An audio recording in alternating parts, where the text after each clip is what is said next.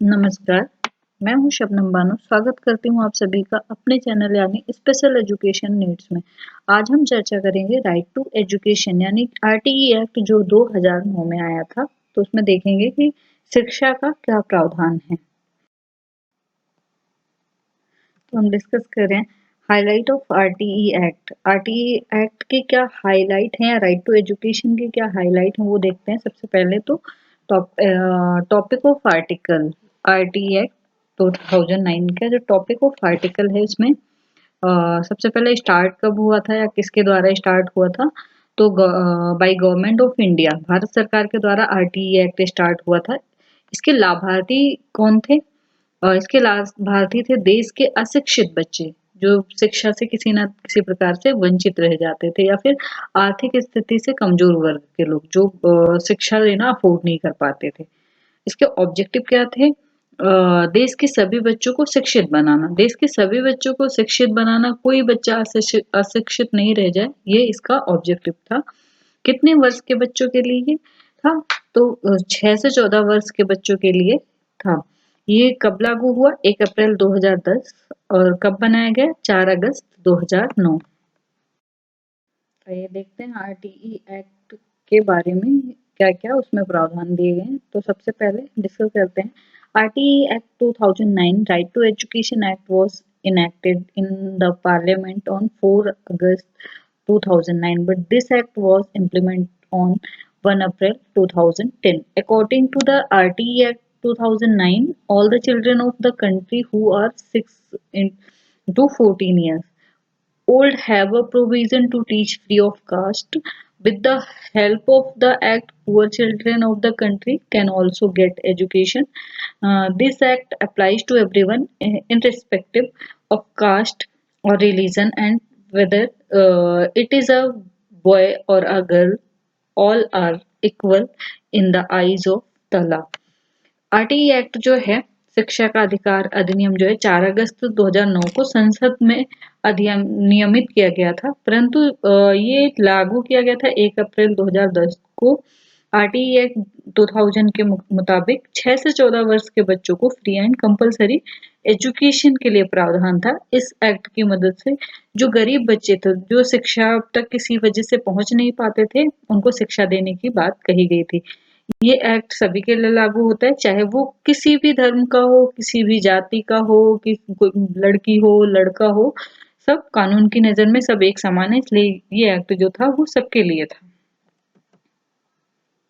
With the help of this act, all the children have been given a chance to get educated, and when all the children of the country are educated, then only the country will develop. After the implement of this act, India is also counted in this 135 countries where education is free for children. There are about 38 sections in the RTE Act 2009, and it is divided into 7 chapters. The Right to Education Act was amended by the 86th Constitutional Amendment 2002. ये जो act था, ये सभी बच्चों को शिक्षित करने का मौका देता था, और जब देश के सभी बच्चे शिक्षित होंगे तो देश का विकास होगा, ये इस एक्ट का मानना था।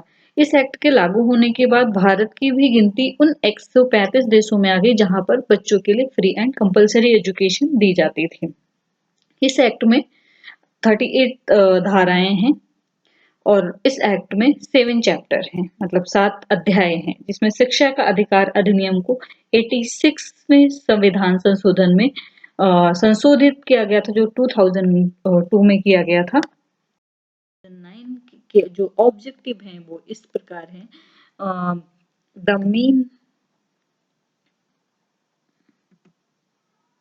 The main objective of the Right to Education Act 2009 is to provide free education to children in the age group of 6 to 14 years, so that those children who are not able to study due to poor economic condition of the house should also be given a chance to. जो शिक्षा का अधिकार या right to education 2009 में आया था, उसका मुख्य उद्देश्य जो था वो ये था कि जो 6 से 14 वर्ष के बच्चे थे उनको फ्री एंड कंपलसरी एजुकेशन देना, ताकि जिन बच्चों के घर की इकोनॉमिक कंडीशन सही नहीं होती थी या इकोनॉमिक कंडीशन सही नहीं होने के कारण वो पढ़ नहीं पाते थे, उन सबको पढ़ने का मौका दिया गया था।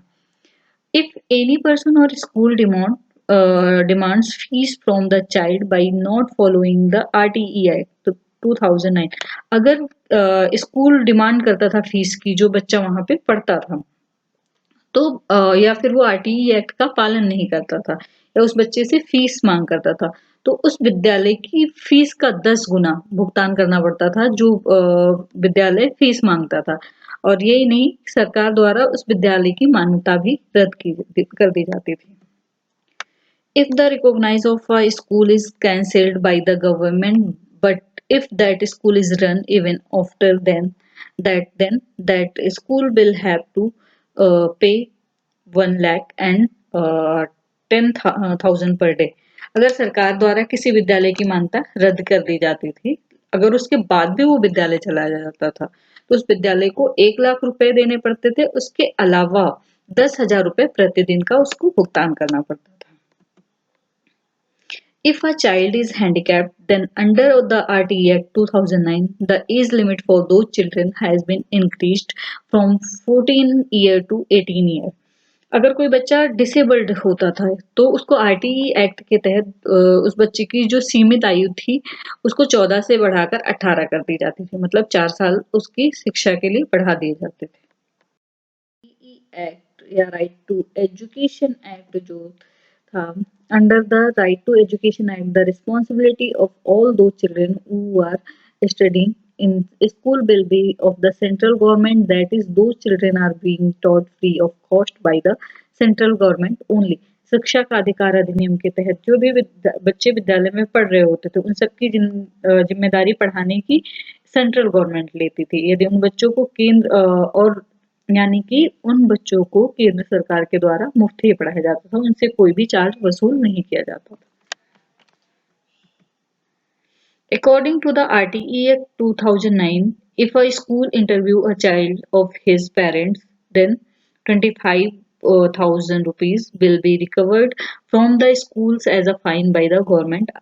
आरटीई एक्ट के अनुसार अगर कोई बच्चा विद्यालय या फिर उसके माता पिता मतलब कोई विद्यालय किसी बच्चे का या उसके माता पिता का इंटरव्यू लेते थे, तो उससे 25,000 रुपए सरकार द्वारा जुर्माना के रूप में वसूल किए जाते थे। If he repeats the thing again, then the amount of fine will be increased from 25,000 to 50,000। अगर वो चीज दोबारा दोहराई जाती थी विद्यालय द्वारा, तो जुर्माने की राशि 25 से बढ़ा के 50,000 हो जाती थी। According to the RTE Act, no teacher of the school can give private tuition. मतलब जो आरटीई एक्ट के तहत जितने भी टीचर होते हैं वो किसी भी बच्चे को प्राइवेट ट्यूशन नहीं दे सकते। This right to education act is against mental and physical abuse of children and it also prevents it। ये शिक्षा का अधिकार अधिनियम बच्चों पर होने वाले जो मानसिक और शारीरिक उत्पीड़न होता है उनको रोकता है। Centered education system has also been started for children through the Right to Education Act। शिक्षा का अधिकार अधिनियम के द्वारा बच्चों के लिए केंद्रीय शिक्षा प्रणाली की भी शुरुआत की गई।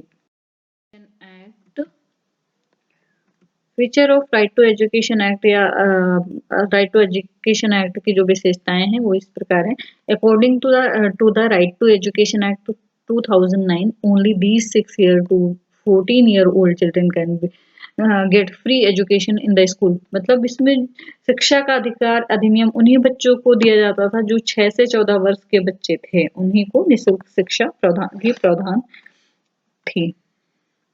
If a child is handicapped or there is some physical deficiency inside the child, then for those children, these age has been increased from 14 year to 18 year।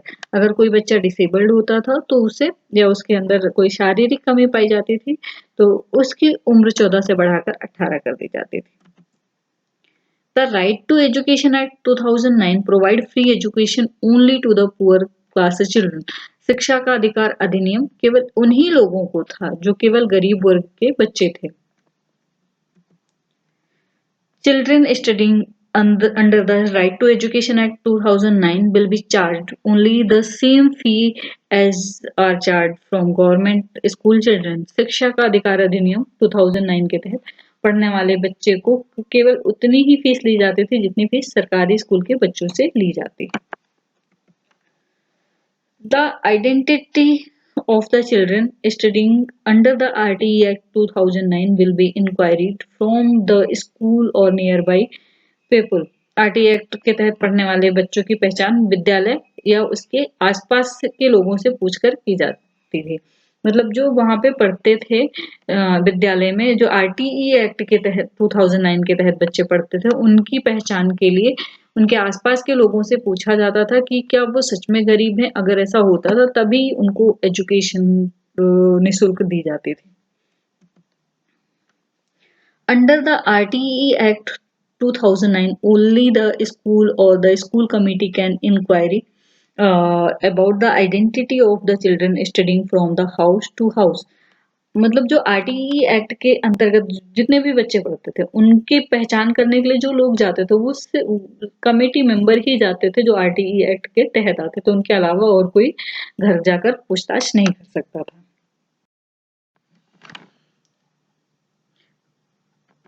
Under the studying RTE Act 2009 will neither need to pay book, uniform, fee, everything will be provided by the government. RTE act के तहत जितने भी बच्चे पढ़ते थे उनको government द्वारा free पुस्तक, फ्री ड्रेस और उनकी जो भी आवश्यकता होती थी वो सब सरकार द्वारा मुफ्त में प्रदान किया जाता था।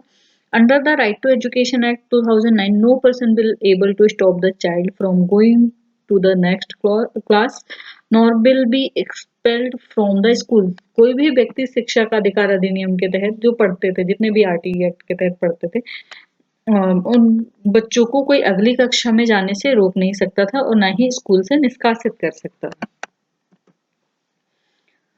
No school has the right to stop any child from taking admission under the Right to Education Act 2009.